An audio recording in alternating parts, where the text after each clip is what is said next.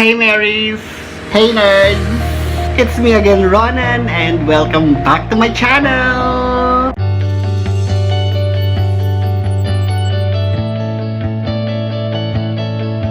Hey guys! How are you? Welcome back to my channel and thank you so much sa mga bagong subscribers natin, and thank you for your likes, thank you for your comments, and thank you so much umpisa pa lang, hindi na ako makapagsalita. Thank you so much sa mga messages ninyo. And nakaka-inspire, nakakataba ng puso, and I'm so grateful. Nasagutan ko naman ng kalimitan, di ba? So, hi sa mga new subscriber. Thank you, thank you, thank you, thank you. So, kumusta na kayo guys? How was your day? How was your week?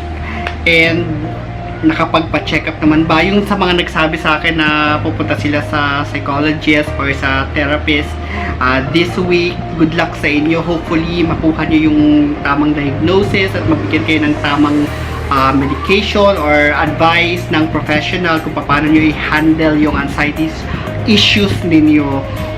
And dun sa mga may ibang medical issues, let's say mga severe, may depression, and yung mga halo-halo na may depression, may anxiety, bipolar, whatever, good luck sa inyo guys. I know that will be a long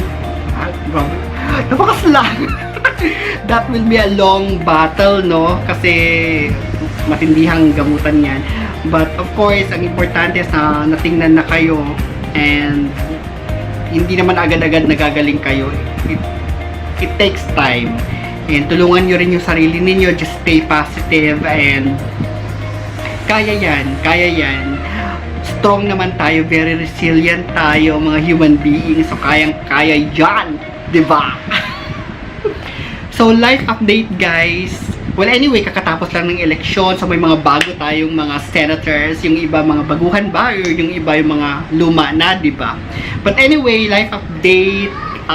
Medyo naging busy ako lately kasi naghahanap ako ng pad na malilipatan within dito lang sa may Makati area, kasi dito naman ako umuwi every weekend.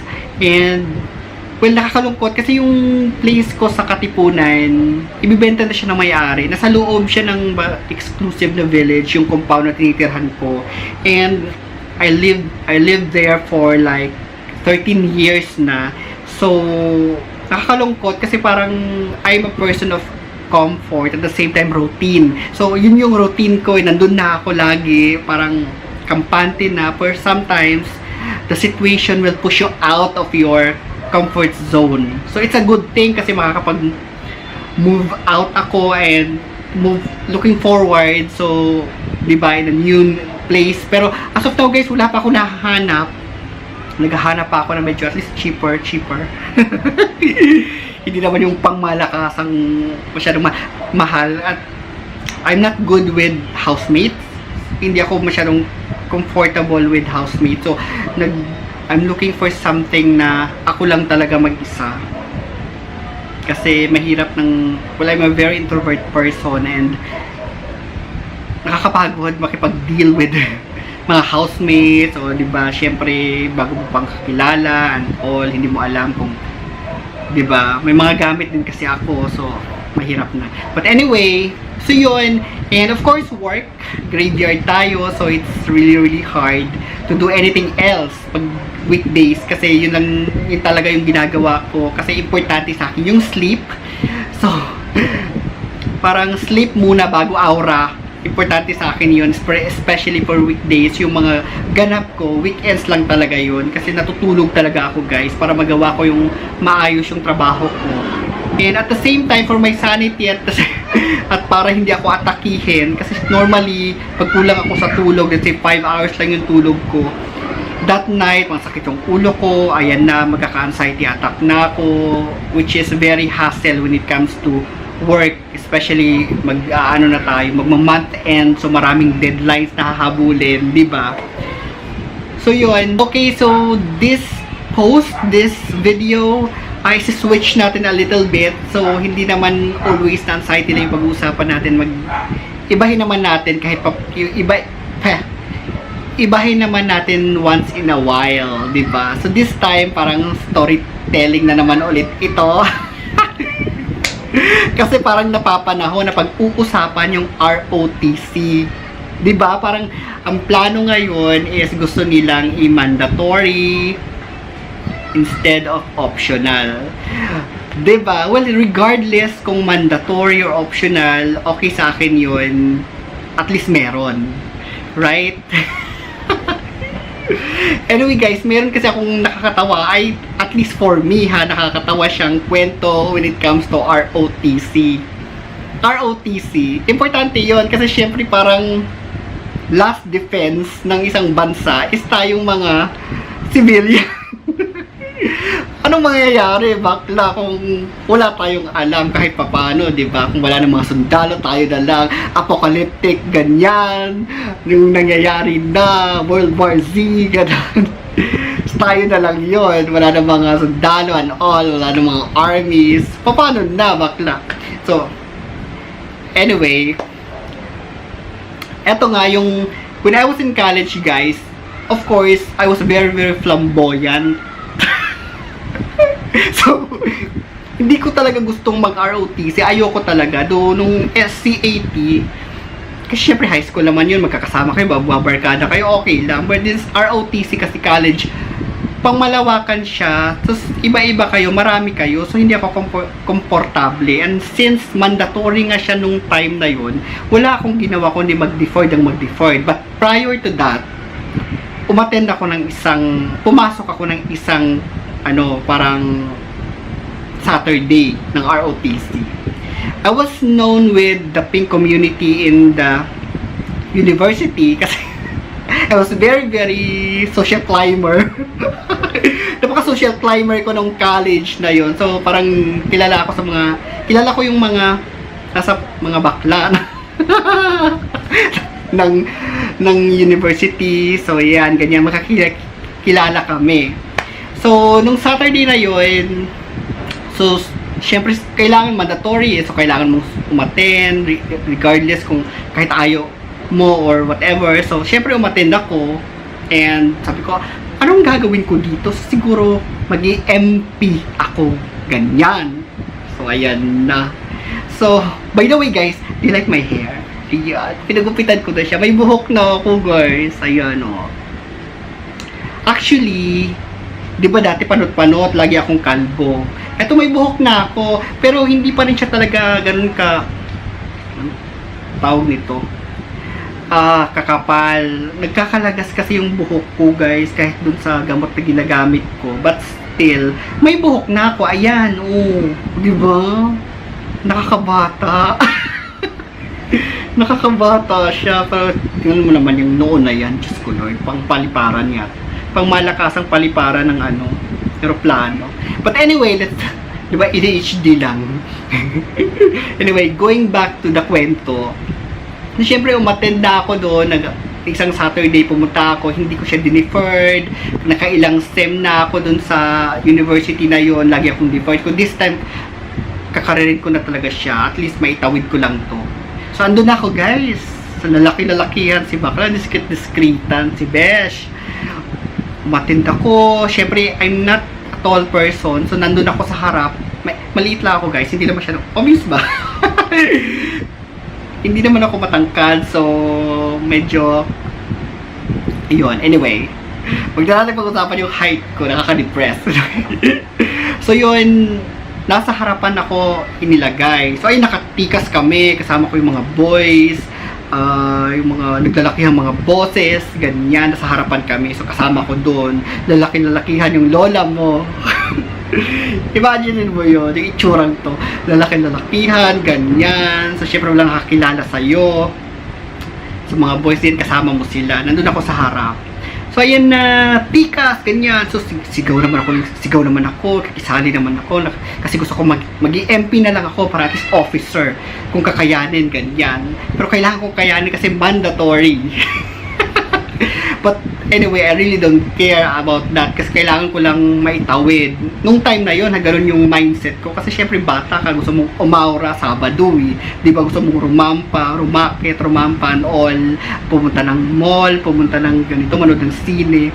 Ganun yung nasa isip mo, pero at the same time, it's a responsibility as a student, kailangan mo atinan yung klase na yun. So, nandun ako sa harapan, kasi nga maiksi ako, maliit ako, kailangan ko nasa harapan ako. And then, ayun na, siguro nakakalahati, malapit ng uwian, nandun ako sa mga next to, soon to be MP ng ROTC ng batch na yun. So, excited na ako, sige na nga, baka may itatawid ko to, kayang-kaya. So, eto na guys, okay na sana kung hindi lang dumaan yung pink platoon.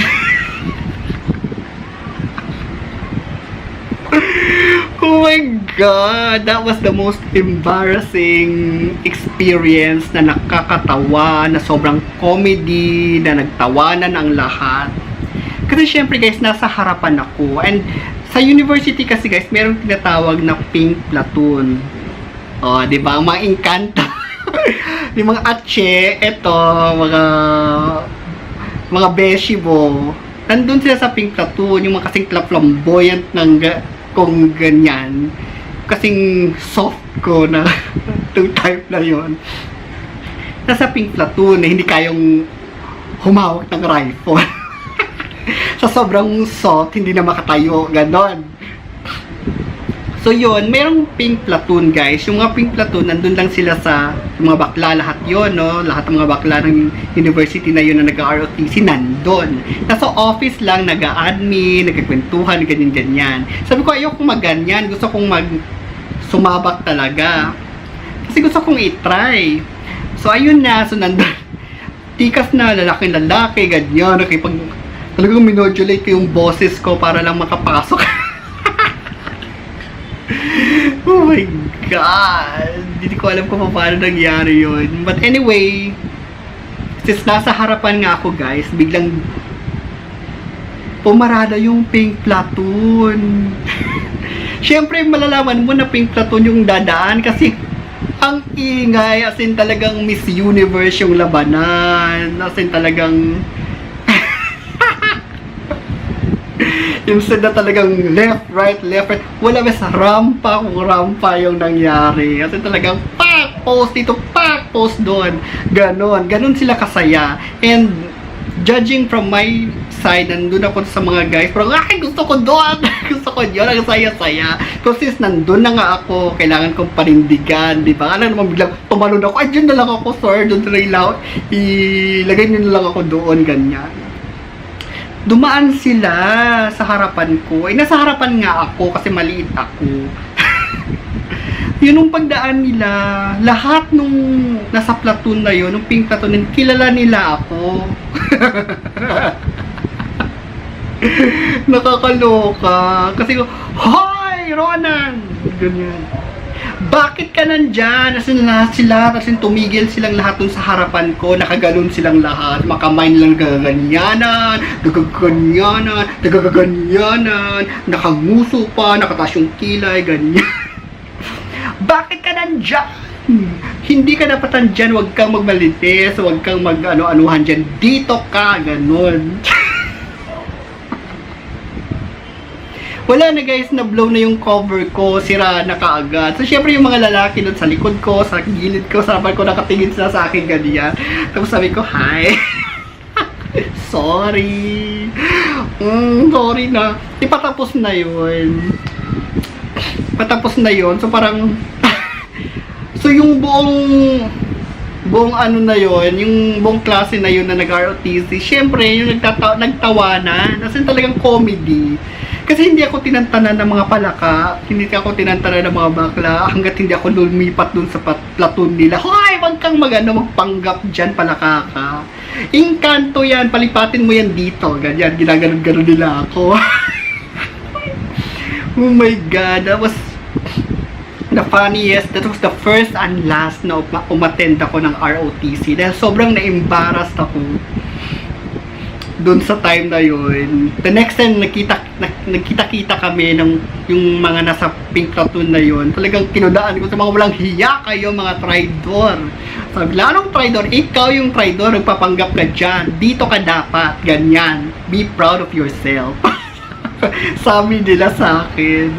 Pero tama naman kasi, ba't naman kasi, ko naman kasi pinupush na doon ako dun sa, pero kasi gusto kong ma-experience. Wala namang masama dun, di ba? And besides, I'm still a guy.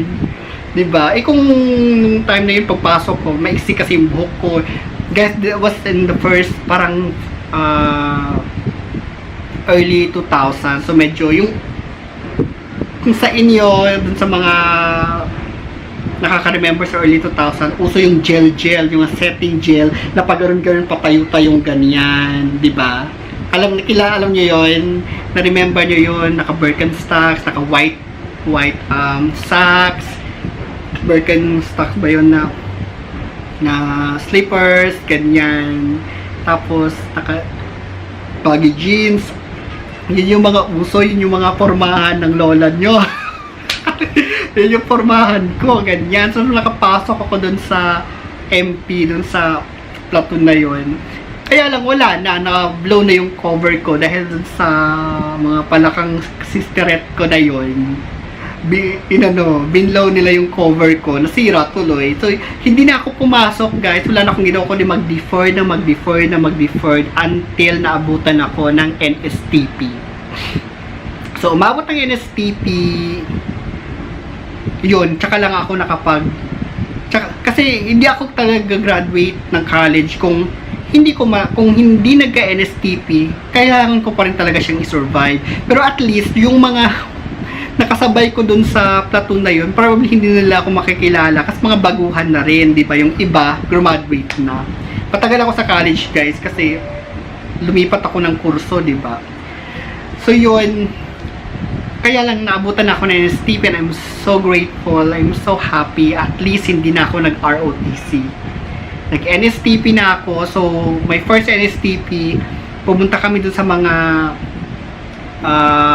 parang mga liblib na mga lugar na may mga school doon sa mga barrios para magturo ng mga kids kung paano magbasa. So, yun yung mga ginawa namin dun sa NSTP hanggang natapos ko siya. Yun, kinarir ko naman yun kasi I'm a psychology major na graduate. Nag-i-enjoy ako to interact with kids, ganyan. So, masaya naman siya. So, na-survive ko siya kaya ako nakagraduate. Or else, kailangan ko talagang itawid yung ROTC para lang makagraduate. Diba? That was, kung iisipin ko, kung minsan naglo-look back ako, minsan mga ka-Facebook ko pa rin ko yung mga nasa pink cartoon na yun, pinagtatawanan na lang namin pag mini-message ko, naalala mo ba to, ganyan nangyari, ganito. It was so funny. Nag-enjoy naman ako kahit papaano. Anyway guys, so yun nga, lately napapanood ko sa news na gusto ni President i-mandatory yung ROTC because to encourage the youth and all, di ba? To love our country, whatever. Yung iba naman ayaw, yung iba may reservations, yung iba gustong ano lang, parang optional lang. Well, for me naman, it doesn't matter, no? At least meron, di ba? Whatever it is, kung mapag-decidean nila, it doesn't matter. Kayo ba? Approve ba kayo na i-mandatory yung ROTC or optional lang siya? Okay, tuloy pa rin yung NSTP. Whatever your opinion about it, comment down below. Pag-usapan natin. Anyway guys, thank you so much sa lahat ng mga bago nating subscriber. Again, I'm grateful. Lumalaki yung channel, pero it's a steady climb. Hindi naman tayo nagmamadali. It's okay, it's good kasi nare-reach ng channel na to ng Anxiety Pinoy brand. Yung mga tao, especially yung mga nasa probinsya, na of course to educate about anxiety, to educate about mental health. Though yung channel na to naka-focus lang talaga siya sa health anxiety. And of course, nag-expand tayo kasi as I go along, marami din akong natututunan and I followed a lot of people who's suffering with the mental health issues and all that. Kaya it's very very exciting kaya sa mga nagme-message sa akin, na kinukwento nila sa akin yung mga symptoms nila. Napafascinate ako. Kasi parang may mga symptoms talaga na hindi ko inisip na magkakaroon ako, na parang, wala akong ganyan yung symptoms na yan. Tapos meron mang mag-message na may symptoms siya na ganito, pareho sila. Tapos meron lang isang symptoms na hindi niya naranasan. Tapos meron naman tong symptoms na to na wala sa kanya. Paiba-iba. So parang, ganun pala yun. Na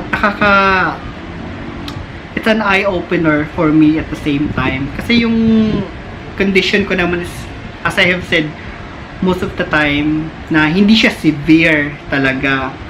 Though nakapag-medication ako, pero hindi ganoon ka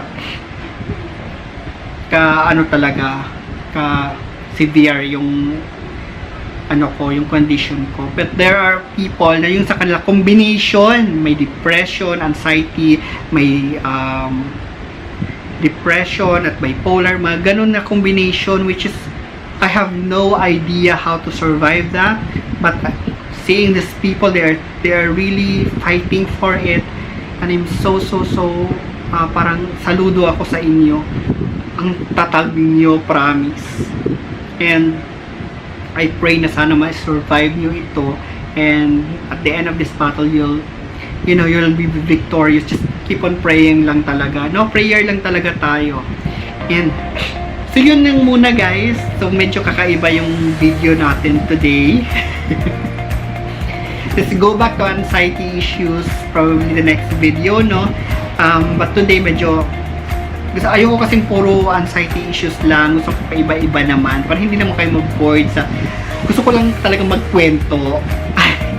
Probably because of the novelist in me, gusto ko lang magkwento, na feeling ko na nakakatawa or na kung ano man na may feel like there's a story that I have to tell, parang ganun.